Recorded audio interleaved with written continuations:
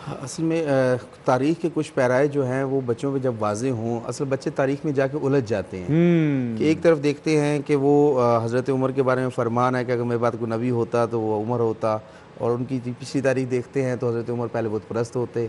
तो ये यानी ऐसी तारीख़ में बच्चे उलझ जाते हैं, और जिस तरह के हज़रत ने फ़रमाया कि हज़रत उस्मान के लिए कहा, अगर मेरी 100 बेटियाँ होती तो मैं आपके निकाह भी देता, तो फिर बीबी फ़ातिमा का 9 साल में मौला अली से शादी नहीं करते, इंतज़ार करते हज़रत रुकैया फ़ौत होती तो।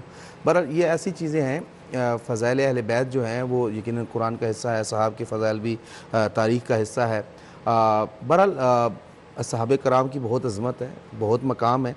आप इन्हीं असहाब में देखते हैं कि एक ऐसे सहाबी भी हैं कि जिनकी रसूल खुदा फरमाते हैं कि वो हमसे हैं।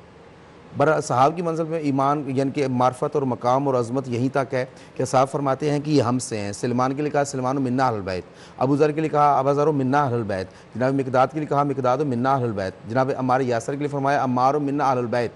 मगर अहले बैत उस मंज़िल की हस्तियाँ हैं कि फरमाते हैं रसूल खुदा इन्नहुम मिन्नी व अना मिनहुम। असहाब के लिए कहा कि ये हमसे हैं, अहले बैत के लिए कहा मैं इनसे हूँ।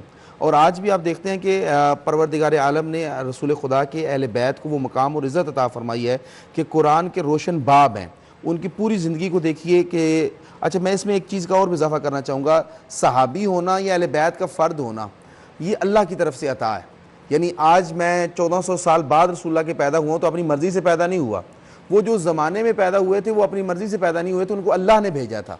यानी अल्लाह ने उनको मुंतखब किया था, वहाँ पे उस ज़माने में भेजा, और फिर उनको इस्लाम की रोशनाई से रोशनास किया और उनके सीनों को मुनव्वर किया, और फिर रसूलुल्लाह की मैयत हासिल हुई, और फिर कुरान का नूर हासिल हुआ, और फिर उन्होंने अपनी ज़िंदगियों को ऐसा क्या कहें कि निखारा, ऐसा निखारा कि वो आज 1400 साल बाद भी ज़िंदा हैं।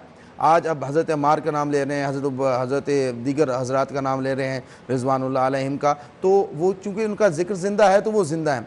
और अहले बैत की अगर आप बात करते हैं तो अहले बैत वो ज़वात हैं कि जिनके लिए रसूल फरमाते हैं ये मुझसे, मैं इनसे हूँ, और इनकी मोहब्बत मेरी मोहब्बत है। जो इनसे बुग़्ज़ रखेगा उसने मुझसे बुग़्ज़ रखा है, जिसने इनसे जंग की उसने मुझसे जंग की है। और मौला अली अमीरुल मोमिनीन हों, जिनको कुरान मजीद अल्लाह के रसूल का नफ्स कहता है, कुल तालू नदू अबनाना व अबनाकुम व अनफुसना व अनफुसकुम निसाना व निसाकुम व अनफुसना अनफुसकुम सुम्मा नब्तहिल फनजअल लानतुल्लाहि अलल काज़िबीन, कि मेरा मुस्तफ़ा इन मसीहों से कहो कि ये अपने बेटे ले आएँ तो हम अपने बेटे लाते हैं, ये अपने नफूस लाएँ हम अपने लाते हैं, ये अपनी औरतें लाएँ हम अपनी लाते हैं। तो रसूल खुदा बेटों की मंज़िल पे हसन हुसैन को मैदान मुबाहला में लेके जाते हुए नज़र आते हैं, नफ्स की मंज़िल पे मौला अली को लेके जाते हुए नज़र आते हैं, और औरतों की मंज़िल पे जनाब ज़हरा को लेके जाते हैं। अहले बैत का मकाम बहुत बुलंद है, असहाब यकीनन नूर के मीनारे हैं।